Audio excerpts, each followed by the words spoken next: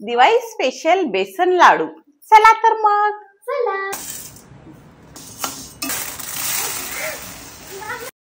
दिवाळी जवळ आलेली आहे। आज आपण बनवणार आहोत बेसन लाडू।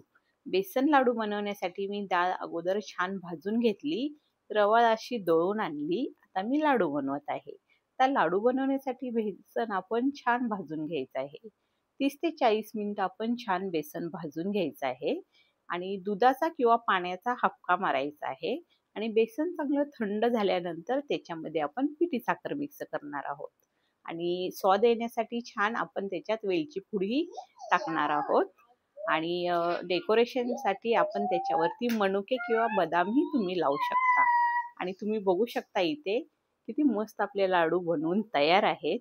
आणि तुम्हाला जर रेसिपी आवडली असेल तर नक्की लाईक करा, शेअर करा आणि सबस्क्राईब